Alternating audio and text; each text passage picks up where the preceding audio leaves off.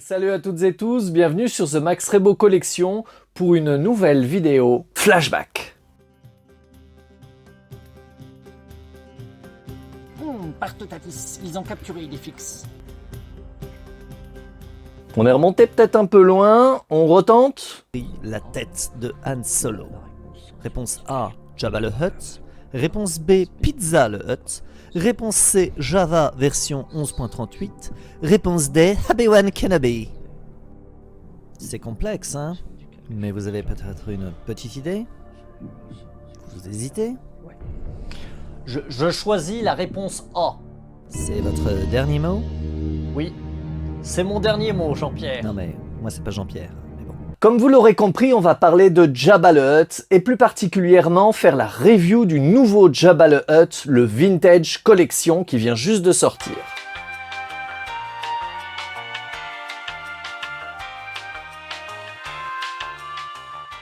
Ce nouveau Jabba exclu Hasbro Pulse est vendu sur le shop français 109 €. C'est un peu cher. Il a un packaging cool.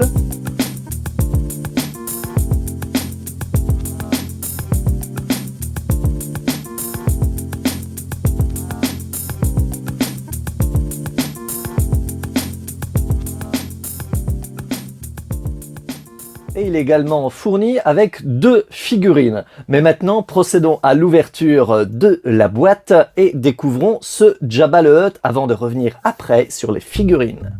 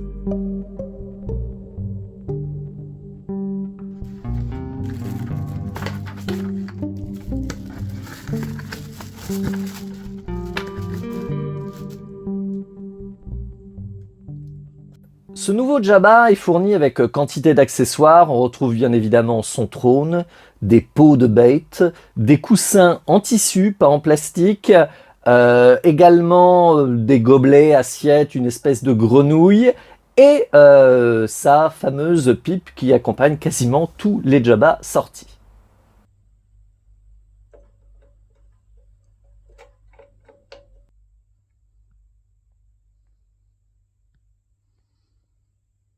Et maintenant, on ajoute Jabba.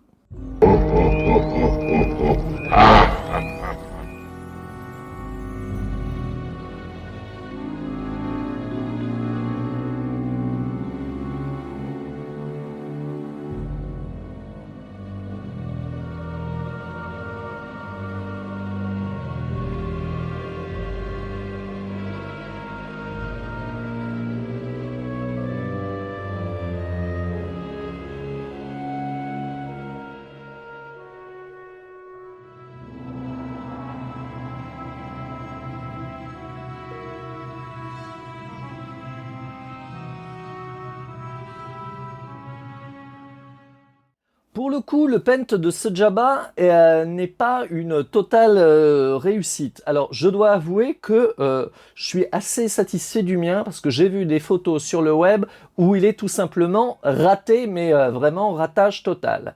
Pour le coup, ce Jabba le Hutt, c'est celui qui était sorti dans un coffret avec le Rancor en Black Series il y a quelques années et qui a été repris dans la barge.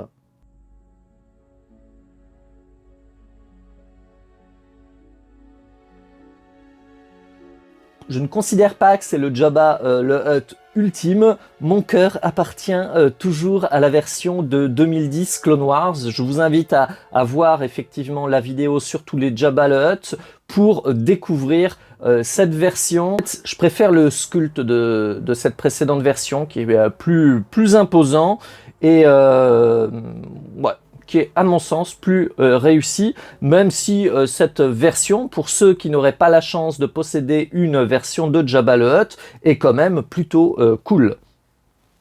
Une bonne bouille. Enfin, pour un Hutt. Comme vous l'avez aperçu dans l'unboxing, ce Jabba est livré avec deux figurines. Le Salacious Crump. Alors, je peux vous le dire tout de suite, il faudra se contenter de ça, car je ne l'ouvrirai pas. J'adore ce mini blister. Pour le coup, il porte le numéro 66A, parce qu'un Salacious en blister est déjà sorti dans un coffret exclusif au Comic Con, un coffret Death Star, qui regroupait plusieurs figurines déjà sorties de la gamme, et ce petit coquin en blister qui était l'exclusivité, c'était la VC66. Là, c'est le nouveau moule de Salacious Crump qui est dans ce blister, et j'avoue que il est trop mignon.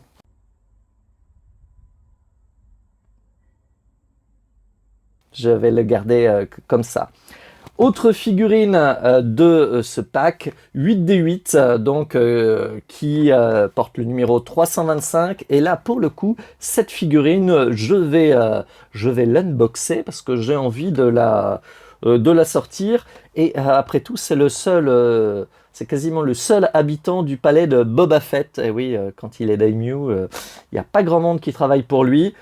On voit ce droïde dans la série The Book of Boba Fett et bien évidemment dans le Retour du Jedi. Donc on va faire un petit unboxing pour cette figurine, voir à quoi il ressemble de plus près. Le paint et la sculpture ont l'air assez sympa.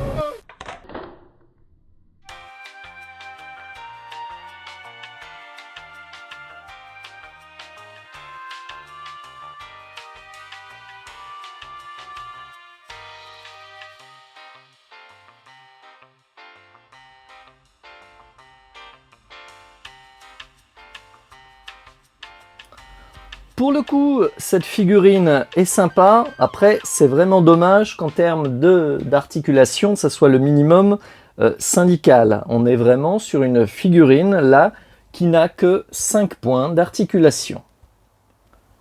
J'aurais pu rajouter un petit truc au niveau de ses bras, hein, mais il est chouette.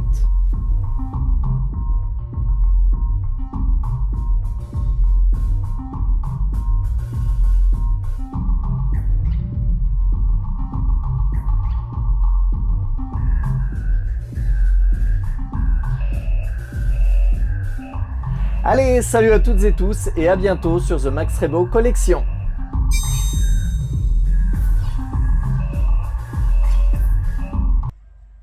Allez, à bois, Idifix.